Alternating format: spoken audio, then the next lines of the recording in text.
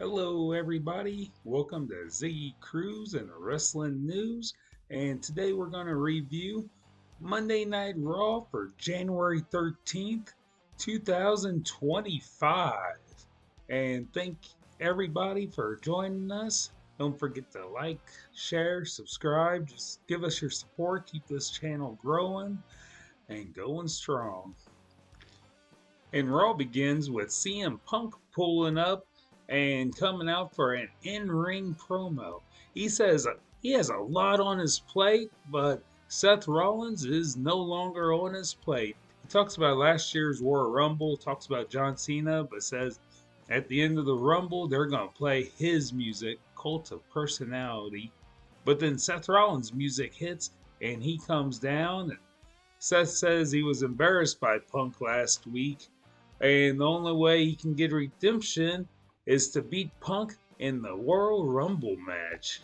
Drew comes down, says Seth is only concerned with his own selfish agenda.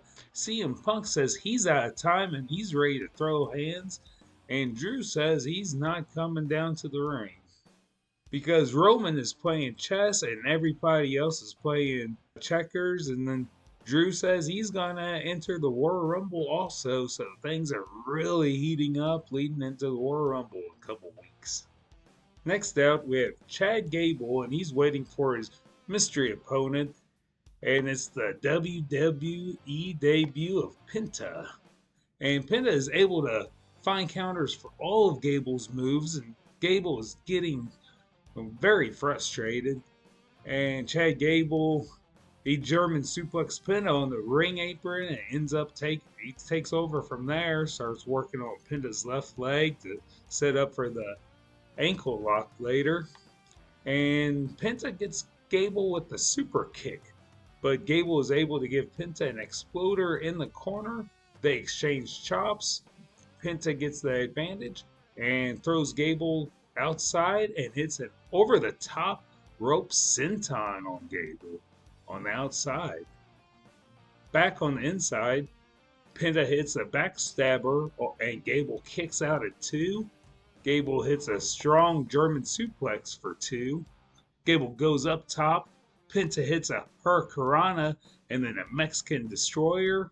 Penta goes for a super kick and Gable blocks it, continues to work on the leg and gets the ankle lock on Penta.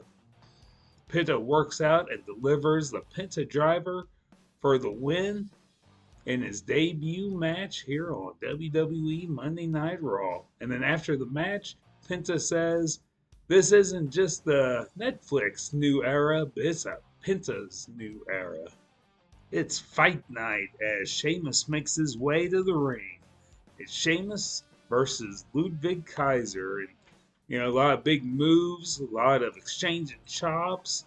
Sheamus hits Brogue Kick for the win, and then gets into it with Braun Breaker, who's sitting in the VIP section at ringside. So something tells me it's not over between Sheamus and Braun Breaker. Then backstage, they announce Seth Rollins versus Drew McIntyre for next week, a WrestleMania rematch. And don't forget to join our good friend Shady Davy D. LaFleur on his LaFleur network right here on YouTube. Every Sunday he comes out with a new episode of Lair of LaFleur, and he's always just, diving deep in controversial subjects. And he also has some funny skits and sketches over there too. So make sure to go over to the LaFleur network. Check it out. Gunther is in the ring and he says people are fighting to be head of the table, but all that matters is his world championship. Out comes Jey Uso. Jey says, Drew is behind him. The bloodline drama is behind him. So he challenges Gunther for Saturday night's main event. Gunther says he admires Jey's courage to challenge him, but says he beat Jey twice for the Intercontinental title, and when the bell rings, he's going to expose Jey as a really good tag team wrestler, and Gunther accepts the challenge but says the choice is up to Jey. We now have the finals of the Women's Intercontinental Championship tournament between Laya Valkyria and Dakota Kai. Valkyria is in control and working on Kai's back.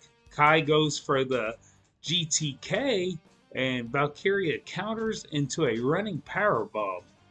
Dakota Kai hits a stomp to the back of the neck, hits the GTK, but Valkyria rolls outside to regroup, and Valkyria back in the ring and hits the Nightwing to become the very first Women's Intercontinental Championship. So, good job for her. Congratulations.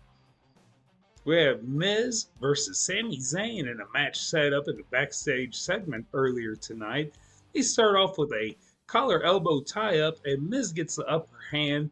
Miz is working as a heel again, mostly mocking the crowds, singing Sami Zayn's music. Then Sami starts to rally back, and it's an exploder suplex into the corner, but Miz regroups. It's a DDT, then does the it kicks.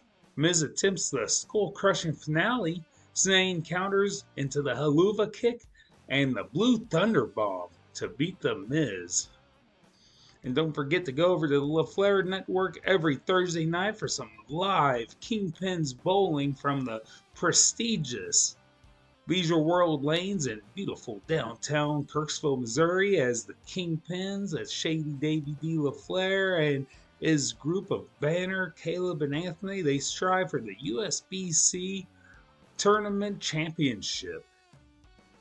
And Mommy is back on top as Rhea Ripley is in the ring celebrating her championship win last week.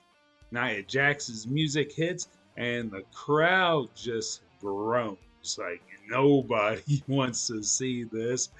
And I hope Rhea and Nia doesn't become a thing that happens, because I don't want to see that. She says she was talking to Adam Pearce about the transfer window, and she came here to let Rhea know that she is entering the Royal Rumble and she's taking the title from whoever she wants to take it from. Then Nia starts talking crap on Bayley, who's sitting in the ringside VIP section. Then Bayley comes in the ring and says this may not be her show, but it's her city. And Nia knocks down Bayley, then knocks down Rhea. Then the good guys run Nia Jax off. Bravo, she's out of the ring. Now it's time for our main event of the evening. That's a street fight between Damien Priest and Finn Balor. And Priest is out first. He's standing in the ring holding a kendo stick, waiting for Balor to make his entrance.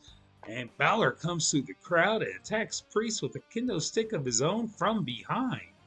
Priest fights back and takes the fight to the outside and goes to fight on that announce table. And Michael Cole points out that the announce table is double reinforced, which explains why it didn't collapse last week, though several people tried to take it out last week, and it was still standing strong.